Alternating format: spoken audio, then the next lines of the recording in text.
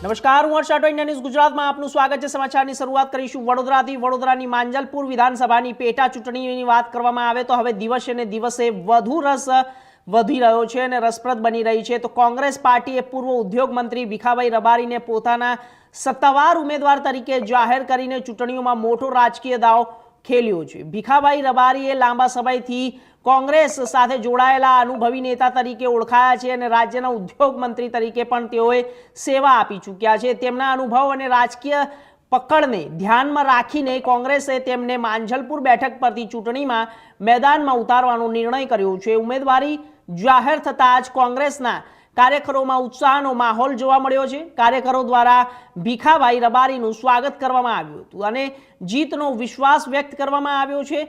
તો બીજી તરફ માંજલપુર બેઠક પર ભાજપે પણ પોતાનો ઉમેદવાર જાહેર કરી દીધો છે। હવે બંને મુખ્ય પક્ષો વચ્ચે સીધી ટક્કર જોવા મળશે।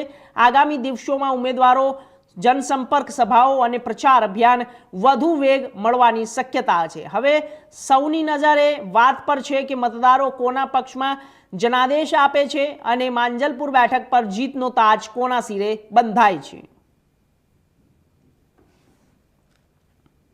સમિતિના પ્રમુખ માનનીય અમિતભાઈ ચાવડા સાહેબે માંજલપુર વિધાનસભા પેટા ચૂંટણીમાં મારી જે પસંદગી કરીને એઆઈસીસીમાં મારું નામ મોકલ્યું ને ત્યાંથી મંજૂરી થઈને આવ્યું એટલે એમનો હું ખૂબ ખૂબ આભાર માનું છું। સાથે સાથે ઓલ ઇન્ડિયા કોંગ્રેસ સમિતિના પ્રમુખ ખડકે સાહેબનો પણ આભાર માનું છું।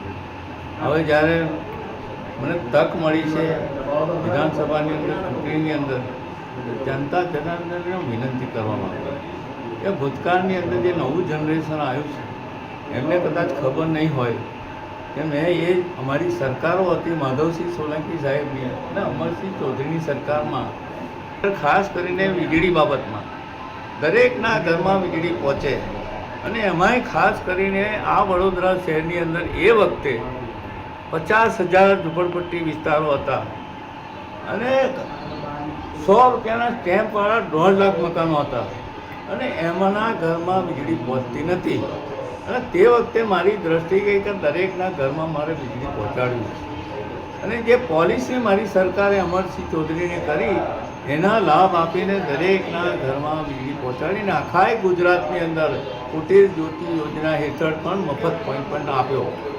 આ બધી જે કામગીરી કરી ગરીબલક્ષી યોજનાઓ હતી એ ઇન્દિરાજીની હતી, રાજીવ ગાંધીની હતી અને તે વખતે શહેરી જમીન ટોચનો જે કાયદો આવ્યો અને એમાં જે ફાજલ પડેલી જમીન હતી ને એ પડી રહી હતી તે એનું વિતરણ કર્યું।